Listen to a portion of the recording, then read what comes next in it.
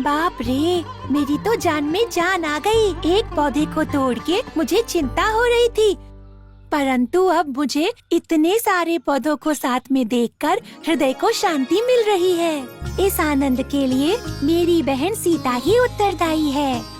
हमसे हुई भूल को सुधारने के लिए भूल से भी कोई भूल ना हो, इसलिए उस भूल को सुधार दिया। हाँ, बहन ने हमारे हाथों से अच्छा काम करवा के निसंदेह एक अच्छा काम किया है। बहन, आपके साथ रहेंगे तो हम भी और भी अच्छे विचार से परिचित होंगे। केवल अनुभव ही नहीं, सीता बहन की तरह हम भी अच्छे काम करेंगे। मेरी बहनों, अच्छा काम करने के लिए किसी को भी किसी की अपेक्षा करने की कोई आवश्यकता नहीं होती है। ऐसे ही पौधे उगाना या किसी की मदद करना, इसीलिए किसी की प्रतीक्षा नहीं करनी चाहिए, वो हम स्वयं करेंगे। ठीक है बहन, जो भी आपने हमें बताया है वो हम सदैव याद रखेंगे। इसीलिए सदा आप ही के साथ रहने की इच्छा है हम सबकी। हाँ हाँ, सत्य है, इसीलिए हम सब सदा एक साथ ही स्थल पर रहेंगे। आहा, पुत्रियों, उत्तम विचार है, अति उत्तम है। आप सभी की ये इच्छा केवल सुनने में ही उत्तम है। ये सत्य है, इस उम्र में आप अवश्य ऐसी इच्छा रख सकती हैं, परंतु बड़े होने के साथ आप सब भी बदल जाएंगी। माता, हम सब उम्र में बड़े हो जाएंगे, बस यही है ना? हम बड़े हो जाएंगे तो क्या होगा? बड़े होने पर हमें अलग हो जाना होगा, ऐसा नियम तो नहीं है ना? आप सभी कन्याएं हैं, बड़े हो जाने के पश्चात तो आप सबको पति के घर जाना है। आप में से कौन किस देश के राजकुमार के साथ विवाह करेंगे, कौन किस राज्य में जाएंगे, अभी से कैसे बता सकते हैं भला? आकाश से गिरी हुई बूंद कुछ समंदर में चली जाती है तो कुछ धरती में समा जाती है। एक ही जगह गिरकर भी वो अलग बह जाती है। माँ, आकाशम पतितम स्तोयम सागरम प्रति गच्छाति। आकाश से गिरा हुआ पानी जैसे एक ही सागर में समा जाता है, वैसे हम एक ही घर में विवाह करेंगे। चाची, हम सब हमेशा साथ रहेंगे, हम कभी अलग नहीं हो सकते हैं। ठीक है, अभी आपके बातों का खंडन करके आपके भावनाओं को ठेस नहीं पहुंचाएंगे, परंतु विवाह के पश्चात आपको अलग होना ही होगा।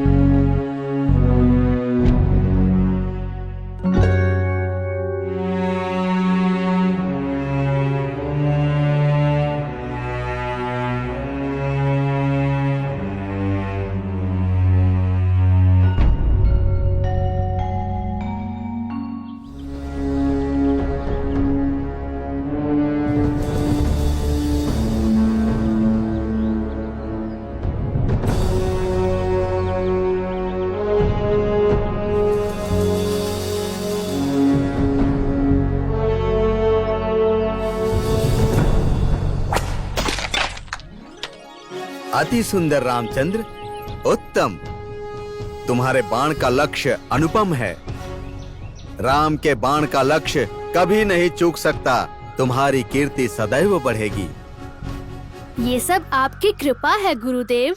लक्ष्मण, भरत, शत्रुघ्न, तुम लोग भी बाणों का प्रयोग करो।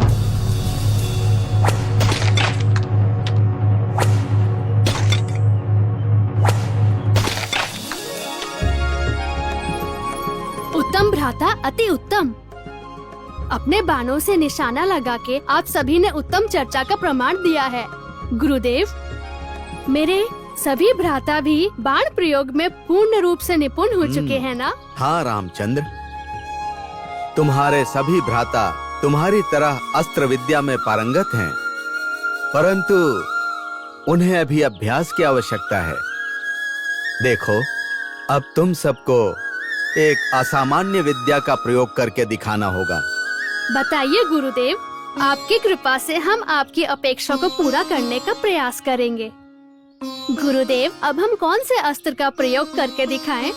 शब्द भेदी बाण का प्रयोग। शब्द भेदी बाण का प्रयोग? गुरुदेव, अब हमें कौन से अस्त्र का प्रयोग करके दिखाना है? शब्द भेदी अस्त्र का प्रयोग। शब्द भेदी अस्त्र का प्रयोग? हाँ, देखो, यहाँ से दूर कोई अपने सर पर मटका लेकर खड़ा होगा और अपने पैरों में पायल बांधकर इस ओर से उस ओर और उस ओर से इस ओर चलता रहेगा। उसके पैरों के पायल की ध्वनि सुनकर उस शब्द को लक्ष्य करके तुम्हें बाण छोड़ना होगा। परंतु इस तरह बाण चलाने से मुझे डर लग रहा है। रामचंद्र, क्या तुम ये बाण प्रयोग करोगे? गुरुदेव, मुझ पर आपकी कृपा रही तो मैं अवश्य कर सकता हूँ। कार्य सिद्धिरस्तु। गुरुदेव, भ्राता राम की इस शब्द भेदी बाण प्रयोग का संदेश पिताश्री को देके मैं उन्हें यहाँ लाना चाहता हूँ, इसलिए मुझे आपकी आज्ञा चाहिए। ठीक है, रामचंद्र के विद्या का प्रयोग तुम्हारे पिता के सामने होगा। जाओ, उन्हें संदेश दे दो।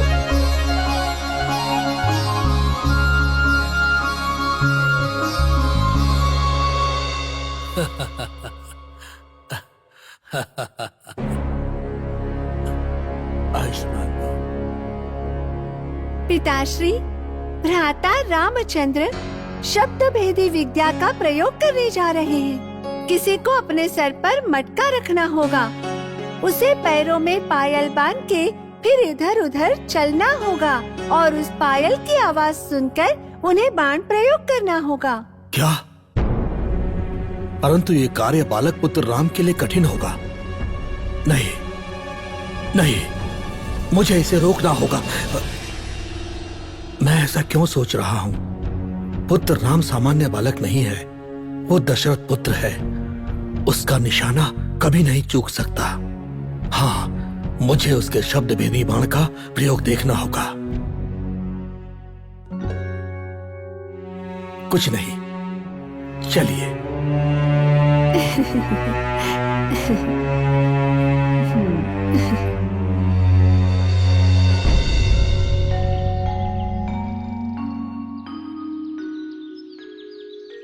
पुत्र राम, तुम्हारा शस्त्र विद्या का प्रयोग सफल रहे।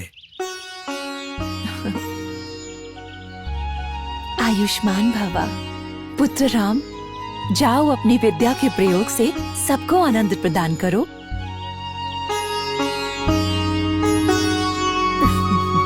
आयुष्मान भवा।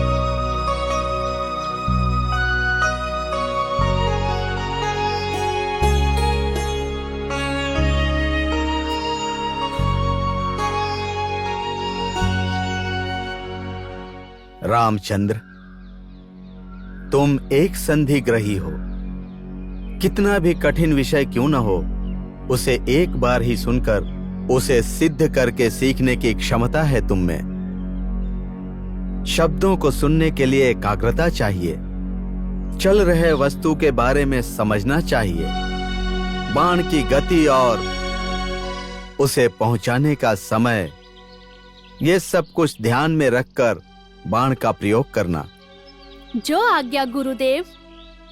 उधर देखो, तुम्हारे दोनों छोटे भ्राता लक्ष्मण और भरत अपने सिर पर मटकी रखकर इस ओर से उस ओर और उस ओर से इस ओर जाएंगे। तुम ध्यान रखना, उनके पैरों के घुंघरू की ध्वनि तुम्हें सुनाई देगी और उस ध्वनि को आधार बनाकर उनके सिर पर रखी हुई मटकी अपने बाण से तुम्हें तोड़नी है। ठीक है गुरुदेव।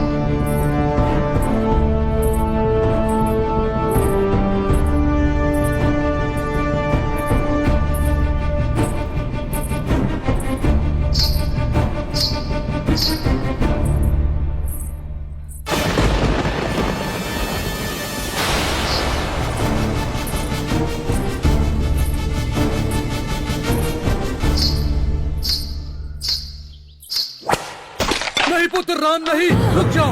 क्या हुआ राजन?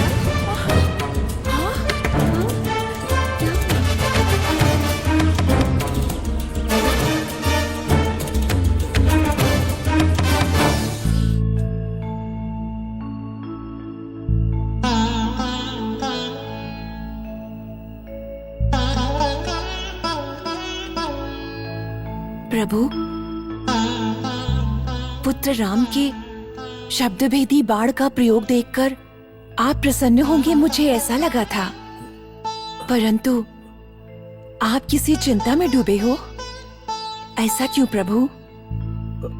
बाल्यावस्था में ही शब्दभेदी बाण का अभ्यास कुशलता के साथ किया है ना आपने? स्वयं सीखी हुई विद्या अपने पुत्र को प्रयोग करते देखकर आप चिंतित क्यों हो गए? ये सत्य है, मैं तनिक चिंतित हो गया था। क्या हुआ प्रभु? मेरे सिर में दर्द है। औषधि लेकर आती हूँ।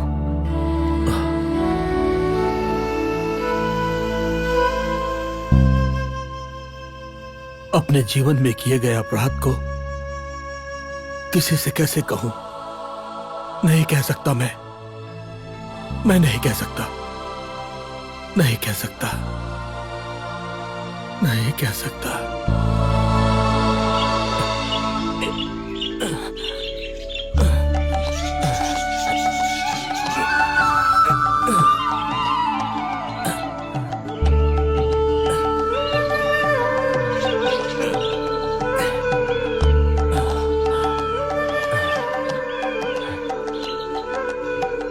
पुत्र श्रवण, बहुत तीव्र धूप के कारण मुझे प्यास लगी है।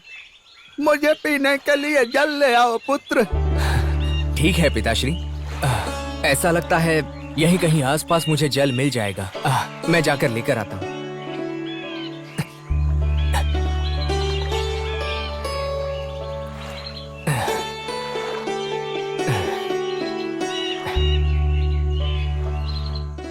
माँ, पिताश्री, मैं शीघ्र ही जाकर आपके लिए जल लेकर आता हूँ। यह अरण्य काफी घना है, किंतु सुरक्षित है। आपको डरने की कोई आवश्यकता नहीं। मैं शीघ्र ही जाकर जल ले आऊंगा।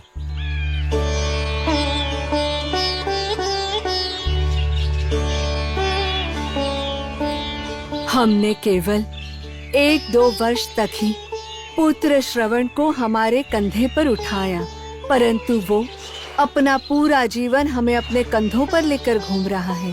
हाँ, संतान को अपने जन्मदाता माता पिता का जीवन भर ऋणी रहना चाहिए, परंतु ये तो हम दोनों को अपने जीवन भर कंधों पर लेकर घूम रहा है।